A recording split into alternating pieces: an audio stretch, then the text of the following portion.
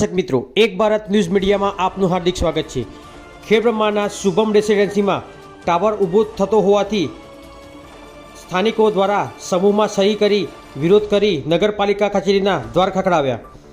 Khedbrahma bus stand પાસે આવેલ Shubham residency એરિયામાં લગભગ 112 જેટલા મકાનોમાં રહીશ માણસો રહીએ છીએ, તેમજ શુભમ રેસિડેન્સી સિવાય ગોકુલધામ સોસાયટી તથા આજુબાજુના રહીશો પણ ત્યાં વસવાટ કરે છે।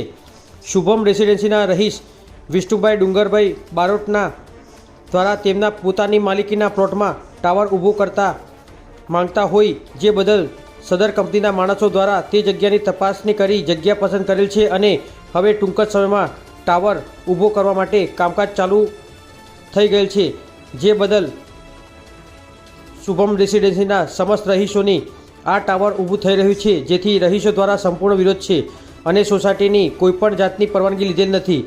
રહીશોએ જણાવેલ કે રહેઠાણના એરિયામાં ટાવર ઊભો કરવામાં આવે તો અમો રહીશોને શારીરિક ખૂબ જ મોટું નુકસાન થાય તેમ છે અને ટાવરમાંથી ઉત્પન્ન થતું રેડિયેશન શારીરિક નુકસાન કરી શકે તેમ છે અને આ રહેઠાણના એરિયામાં આ પ્રકારના ટાવરથી ઉત્પન્ન થતા તરંગોના કારણે વાયુ પ્રદૂષણની પણ પૂરેપૂરી સંભાવના છે, તેમજ પશુ પંખીઓને પણ ખૂબ ભારે નુકસાન થાય તેમ હોય।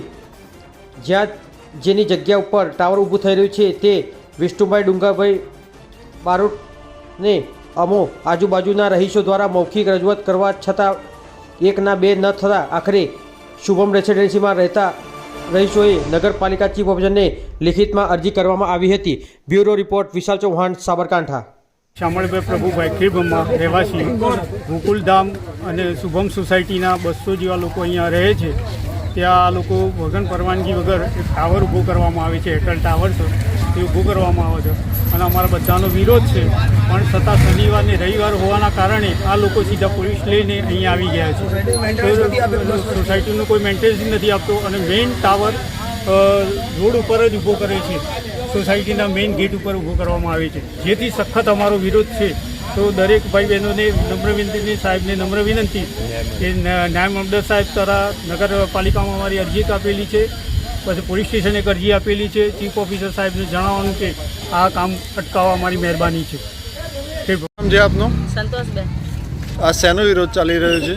આ ટાવર બને છે અમારી સોસાયટી મહિને, શુભમ સોસાયટી મહિને, એટલે બધા વિરોધ કરે અમારે કે સોસાયટી મહિને બધાને નડે છે, એટલે આજુબાજુમાં બધા મકાન બનેલા છે, એટલે કોઈ આ ટાવર બનાવવાનો નહીં।